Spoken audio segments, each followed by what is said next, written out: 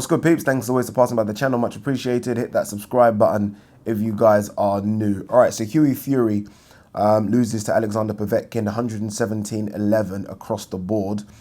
It's disappointing. That's the one word I can think of. Disappointing. Look, going into the fight, I did say that Povetkin would decapitate him, I said. That didn't come, mainly because Hughie Fury does that back foot fighting shit. But disappointing. I mean, I was thinking about Eddie Hearn during the fight. And all I was thinking was, has Eddie Hearn still got the receipt for this contract? Because he must want to terminate it immediately. Because Hughie Fury just isn't that guy. Just isn't that guy, people. Isn't. I find him boring. Not just his personality. I know that's harsh, but sometimes boxers do need personality. Sometimes, it's true. But I find his fighting style boring.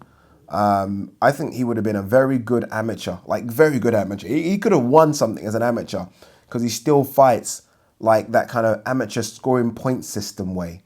And then doesn't really like to get stuck in.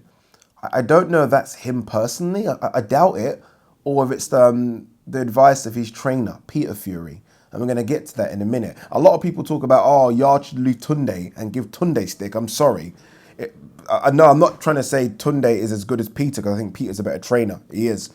But, I mean, if Hughie Fury wants a career in this sport called boxing, and I mean a career in a sense where we actually take him seriously when it comes to big fights, because that's now free and free's lost, then he needs to jump ship with Peter.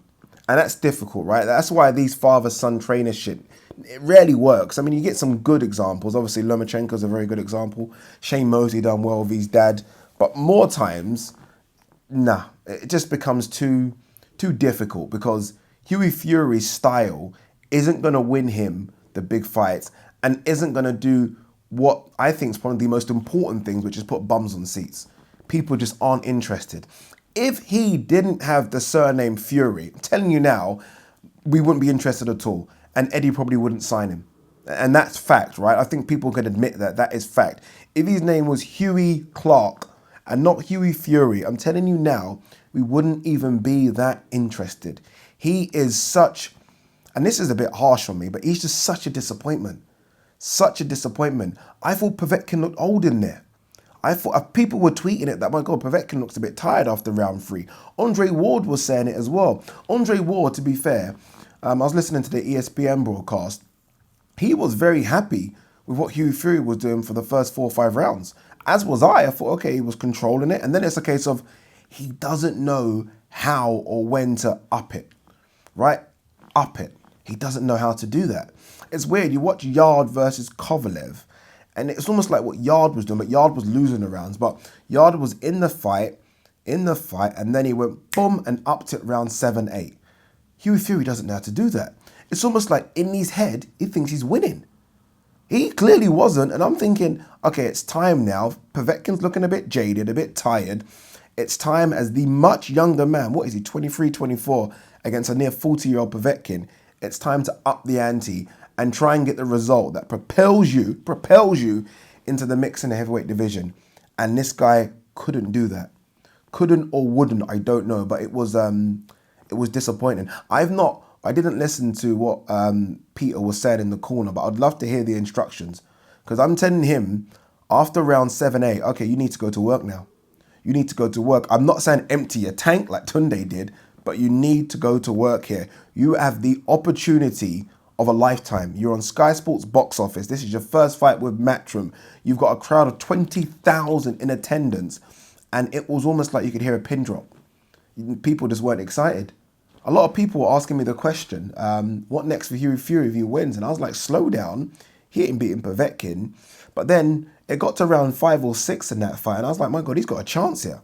He's got a chance to beat Povetkin on points. I never thought he was going to stop Povetkin. But I thought if he boxes to a game plan like he was doing, he's got a chance.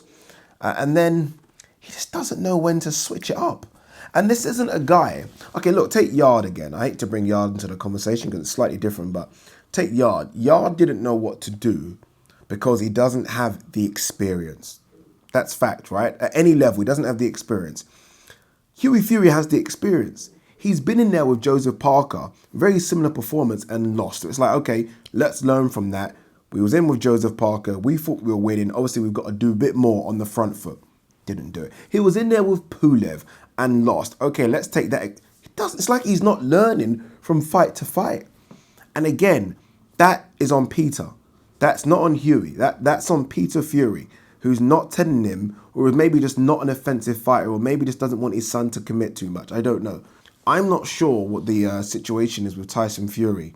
I think Hughie Fury said to Timothy Bradley that they're not on talking terms. Get back on talking terms if you can.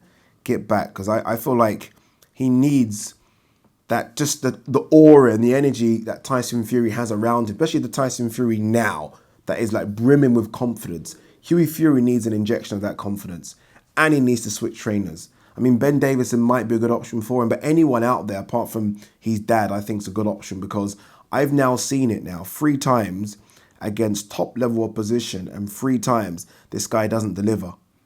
And it's not like he's in a shootout where I can say, okay, look, you know, he put it all out there. It's not even that. He just isn't delivering. I mean, you know you're losing that fight. Around 11, 12, he's still fucking back foot jabbing shit.